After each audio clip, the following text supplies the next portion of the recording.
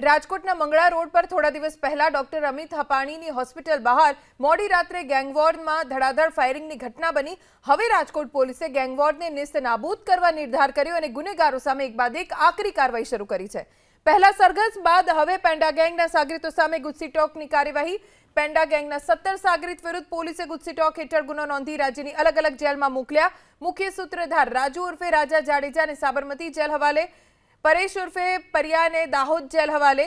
પેન્ડા ગેંગના અલગ અલગ સાગરીતો વિરુદ્ધ 71 ગુના નોંધાયા છે। પોલીસે તમામને સાબરમતી, હિંમતનગર, દાહોદ, જામનગર, મહેસાણા અને ભાવનગર જેલ હવાલે કરી દીધા છે। પેન્ડા ગેંગ સામે કાર્યવાહી પૂર્ણ થતા હવે ટૂંક સમયમાં પોલીસ મુરગા ગેંગ સામે કાર્યવાહી કરશે।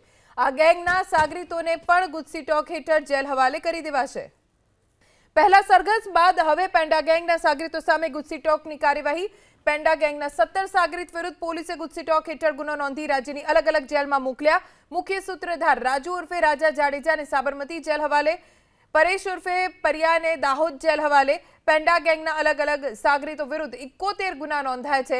પોલીસે તમામને સાબરમતી, હિંમતનગર, દાહોદ, જામનગર, મહેસાણા અને ભાવનગર જેલ હવાલે કરી દીધા છે। પેન્ડા ગેંગ સામે કાર્યવાહી પૂર્ણ થતા હવે ટૂંક સમયમાં પોલીસ મુરગા ગેંગ સામે કાર્યવાહી કરશે। આ ગેંગના સાગરીતોને પણ ગુસ્સીટોક હેઠળ જેલ હવાલે કરી દેવાશે।